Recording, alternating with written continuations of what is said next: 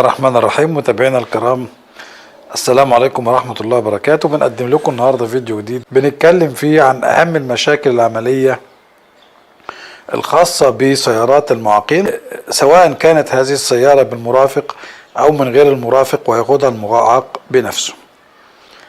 فاصل ونلتقي بعد قليل.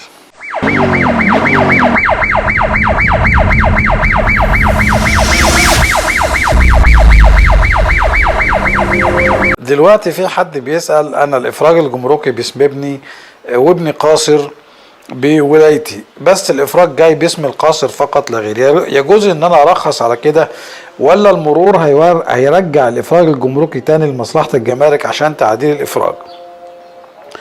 فبنقول: وإن كان الإفراج الجمركي جاي باسم المعاق فقط، ولكن رخصة التسيير بتصدر المعاق بولاية والده، يعني المالك اسم المعاق بولاية والده، وسواء كان الوالد هو المرافق برخصة خاصة أو سائق مؤمن عليه، وبالتالي الإفراج الجمركي ما بيرجعش الجمارك تاني عشان التعديل، والرخصة بتطلع باسم المعاق بولاية والده.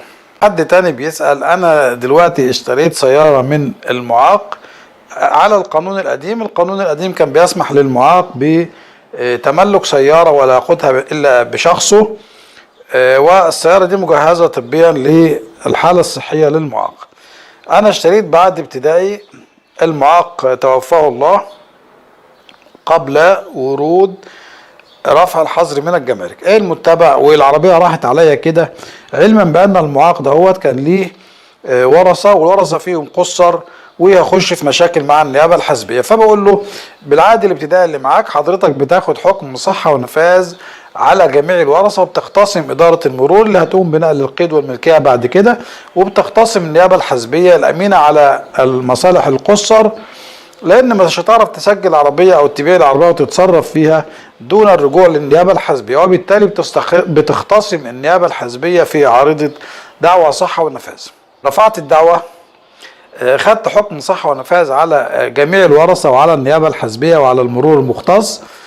فحضرتك بالحكم دوت بتاخد الحكم والعقد ابتدائي المناظر في الدعوة، وتروح المرور المختص.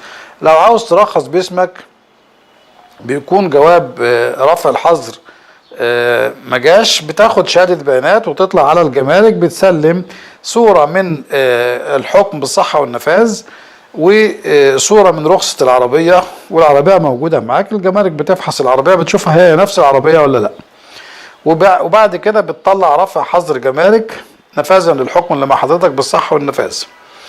بتسلم الحكم وبترخص باسمك. انت مثلا في مرور تاني بتسلم الحكم، صورة ضوئية من الحكم، وتاخد شهادة بيانات لنقل القيد للمرور بتاعك. في المرور بتاعك بتسلم أصل الحكم، طبعا إذا كان مزال بالصيغة التنفيذية، شهادة بعدم حصول استئناف، شهادة النهائية، وبترخص باسمك عادي خالص، وبتسلم العقد الابتدائي اللي انت اشتريت بيه، وبتاخد مثلا تصريح لحد ما يجي أصل الملف، وبترخص بسنة أو 3 على حسب رغبتك. المهم رفع الحظر جه من الجمارك، الحكم صح والنفاذ لصالحك، حكم نهائي غير مطعون عليه بأي وجه من أوجه الطعن، بالتالي بترخص، مفيش مشكلة خالص. طيب، في مشكلة. أنا دلوقتي رسوم بتاعة السيارة المجهزة طبيا دهيت معفاة كلها من الجمارك، من الرسوم المرور ولا لا؟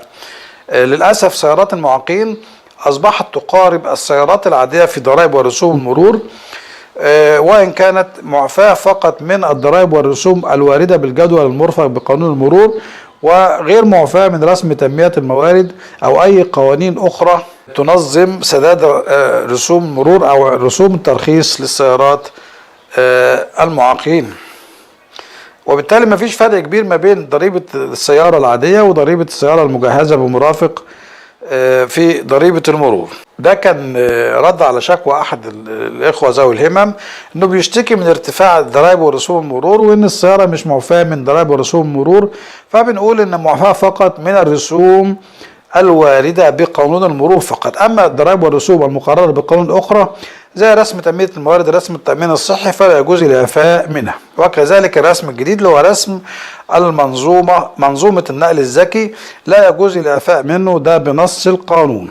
حد تاني بيسأل: أنا عندي عربية معاقين العربية ما رخصتش ان المعاق مش قادر يطلع رخصة قيادة، ومن حقي ان انا ابيع العربية بعد كده ولا لا، مع اني ما رخصتش.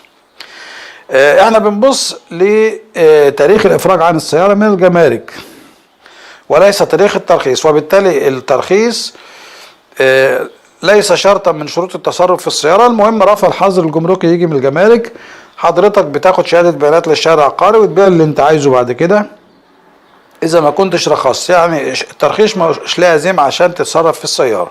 يبقى رفع الحظر جه، انا ما رخصتش عربيتي، من حق ان انا ابيع العربية في اي وقت طالما ورد رفع الحظر الجمركي من مصلحة الجمارك.